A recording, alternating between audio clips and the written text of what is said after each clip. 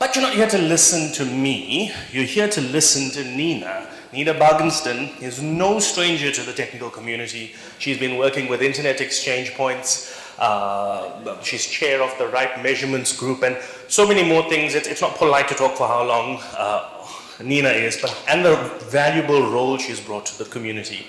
Nina is the Chief Evangelism Officer at KENTIK, which is a network observability company, and she has really fascinating data on what's happening in the network, particularly from a network security perspective, which ties nicely to what we've heard about. So, ladies and gentlemen, can I ask you to give a warm round of applause for Nina, please? Nina. Hello, good morning. I am so happy to be here, and I really need to work on my career skills to get to the beautiful title that I just got. I'm not actually officer. Anyways, very happy to be here, and today I am going to continue the numbers game a little bit. In the last, before the break, we saw a couple of presentations. I need to find the clicker, here it is. A couple of presentations that were talking a lot about statistics for this region. And unfortunately, I'm going to continue a little bit on the numbers games, but again, from a little bit more of a practical way. Because we are still talking about BGP routing security, and we will still be talking about RPKI. But the topic here is, where are we? There was a lot of answers in the last presentation about how many people have registered or signed ROAs for their prefixes in this region. We're going to have a global look as well, and try to answer the questions about where are we and how well does it work where we are right now. We already talked about in those presentations that, it takes some time for people to actually start implementing a new technology. There was a question about it's not really that easy to sign my ROAs, and then maybe we can make it easier. So it's a chicken and egg, and in particular, when the most of the obvious way we can see how the progress of the implementation is statistics on how many people did something. But what is the effects of what they did? And that is what we are trying to answer in this presentation. So again, this is just a more global view on how is the progress of signing and signing the prefixes, and on rejecting the invalids, which is the previous presentation we're calling the validations. And a big move was made in the recent years when the global tier ones decided it is time for us to move on and actually not only sign our prefixes with a ROA, but also drop the invalids. And we can see how what we're going to explore is what is the effect of that. So, quick reminder of what was already discussed. It's a two-step process. Sign the prefixes and decide in the routing policies to drop the invalids. And what does that translate into when we want to measure the effects of it? Well, it translates into, or we can translate it into, how much traffic is going to prefixes with valid ROAs, which is the route origin authentication. And on the other side, on the decision on dropping the invalids, we can answer the question on what is the effect of that by looking at how far does invalid routes get propagated on the internet today, and is it different from how far unknown or valid prefixes get propagated. So those are the two. So have a look at the creation, and here we are looking at data from April this year. On the global amount of prefixes that are signed in the Yeah, this is IPv4. I know that we have surpassed 40% if we look at the current number. So now we have a little bit over 40% signed, but how much of the global traffic is actually going to the valid prefixes and as opposed to unknown and invalids? And why do we think that we can say anything about that? So let me just talk a little bit about what it is that KENTIK does and why we believe that we can give an indication of the amount of the world traffic going to valid prefixes. So KENTIK is a network observability company, we call it. So basically we monitor and we provide monitoring and analysis of internet traffic for our customers. It is based on NetFlow or any other type of flow. And what we do, because it is a SaaS service, what we do is that we ask our customers, will you allow us to run aggregated analysis on your traffic along with our other customers' traffic? And about 50% of our customers has agreed to do that. So we have a data set based on customers that consist on from tier 1 providers to CDNs, to enterprises, to regional ISPs, to content owners that have allowed us to look at their traffic data in an aggregated view and run analysis on it. And it is that data that these numbers are based on. Because it's a very diverse amount of customers, we believe it gives a good picture of the world internet traffic. But again, we are an American company, so there is a bias into, we have more American customers than international customers. So as with all these kind of data, it is what we see, it is not the full truth. But it gives an indication. So what we do on the platform is that we collect the net flow, and then for RPKI purposes, we annotate each flow with the knowledge on the destination of this traffic. Does that belong to, what is the RPKI status of the prefix that the destination IP belongs to? And we're tracking 4 different views. I know those of you who went to the great training that was on Sunday probably mostly focused on the 3 first, which is the valid, the unknown, and the invalid. But we are also tracking if this is an invalid prefix, but has a covering prefix, so a shorter prefix that is valid or unknown. But that is only for tracking purposes, not something that is used in the validation part of the system. Okay. So again, around 40% have router-written authentication. But on the analysis that was done in April this year, our main observation was that very little traffic was going to invalid, but have a covering prefixes. 41% is going to unknown, and 58% of the traffic was going to valid prefixes. And 0.0 to invalid. So what we can see is that with the around 40% of signed prefixes, we see that 60% of the traffic is going to a valid prefix. So very, very little to invalids and a lot to the valids. So what can we learn from this data?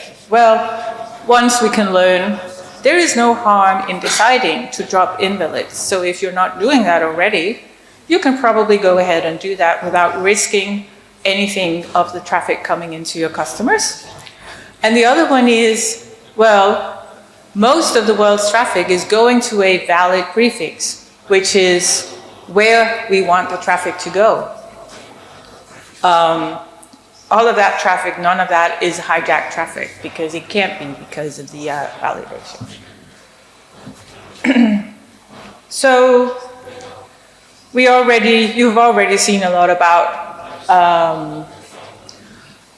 the creation by country. There was a good, so I'm going to skip that over that, but I'm just going to show one country that we have been looking at in detail, which was the US, where we can see that the US consists of, they have around 20% of the IPv6 space and 24% of the IPv4 space in the world. And there we see that 60% of the traffic is going to valid prefixes. And why is that? Well, because the bigger networks in that region are the ones that decided to go ahead and sign their prefixes and to drop the invalids. So this slide you already saw in the previous presentation, and even in the previous presentation we got the explanation on why is IPv6 so low on the coverage. Maybe because when you're not announcing the space, you don't feel it's necessary to sign a ROA. And we also learned in the previous presentation that you actually should do that, because then you're sure nobody else can use your unannounced address space for any bad things. So this first part of the presentation, we have now answered the question on how much traffic is going to routes with valid arrays. And the answer, we believe, is most of it, at least based on the data that we have. Are there any questions so far? No. Excellent. All right. The next question is, how much does our PKI then reduce the propagation of the invalids? So let's have a look at that. And how can we measure that? Because this is something that goes on in a lot of different people's networks. So who has the data that we can look at that will help us do that? This is an analysis that is based on the data from the route use product. I'm sure you can do the same type of analysis on the routing information system data, RIPE-STAT data, but we are using route use in our tool, so that's also where we are the data set that we look at for this. And what we're doing is that we are counting the number of prefixes that are seen by each of the vantage points in that data set. So what is a vantage point? Well, that is all the collections, that's all the data points where we are getting a feed, a BGP feed, where we see a routing table. So that is a vantage point. This graph is showing the number of, the top one is the number of IPv4 prefixes seen on the Y axis, and on the X axis is the number of vantage points where so the top of the global rerouted prefixes is the one where you see the very high bar of the blue bar. That's where we see the most of the prefixes in the global routing table. And that is seen on 295 vantage points. So 295 vantage points are seeing the highest amount of prefixes. So when you're up in that area, we can say that this is the most of the internet that are seeing the most of the internet. It's a little bit difficult to grasp, but that's how we want to measure. So basically, we're looking at many vantage points are seeing many routes. That means we have a large propagation, and not many small amount of vantage points are seeing a small amount of routes of that prefix. Means that the prefixes are not going very far out on the internet. Okay. IPv6 is a little bit lower. There are fewer vantage points seeing many routes, and that is because, well, as we also saw in the previous presentations, the implementation of IPv6 is not as big as it is for IPv4. All right, so let's have a look at what about the RPKI statuses. So if we look at the prefixes with, we split the data set up in the prefixes of RPKI not found. You can see that the top of the bars are up in the same area as it was when we were looking at the full data set. So they are propagated as far out on the internet as all the routes are when you look at the common set. The same goes for the valid. So if you have a valid prefix, it will be propagated all the way out on the internet. Almost all the vantage points will see it, and they will see all of them. But if you look at the prefixes marked as invalids, all the data moves down to the lower end of the scale, which means that few vantage points are seeing these. And they're seeing less each as well. So basically, what can we conclude from that? Well, this data indicates that we will see less propagation when the prefix is marked as invalid, which means that is the effect of people dropping the prefix that we're seeing coming in effect here. And to give an idea about the size of the reduction of the propagation, we can have a look here at an example. And this is an example which is a typical fat finger error made by someone where they want to prepend and a prefix 3 times, and somehow they end up announcing that prefix with the origin 3 in AS3 instead. So a signed prefix that way becomes invalid and will be dropped by all the networks who have decided to implement the route origin validation. And this is a concrete example that we have seen in our data where it was changed in August this year. And you can see that the green, can I point with this? Oh, I can. So and then I have to talk so you can hear me as well. So the green is that 100% of the visibility, so all the vantage points are seeing it. And then you drop down to the valid is seen by very few. The invalid is seen by a bit more. And then, but there's a big gap, so the total visibility is dropping down to around 50% for this example. And we have also this nice little visualization down here, where you can see AS3 is showing up as part of the AS path for this prefix in our data.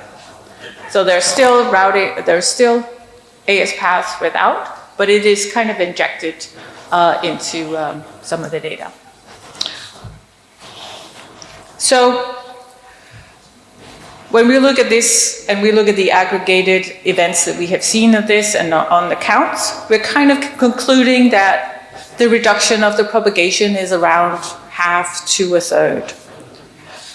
So that means that the current implementation at the stage where we are right now on a global scale works. Invalids are propagated less than valid prefixes are. We can still do better, so don't stop making the implementation. But the conclusion is that we have reached a good point where we see that the RPKI that someone came up with 10 years ago is beginning to work. And here's just a quick reminder of what you probably also learned on the workshop Sunday, is that drop the invalids, do not modify your local pref, and do not set or remove communities, but just drop the invalids and leave the rest. And that was the conclusion of my talk. Any questions? If you do not have any questions right now, but something comes up along the conference, feel free to find me or my colleague Dennis. We'll be always having coffee out there whenever there's coffee around. Thank you very much.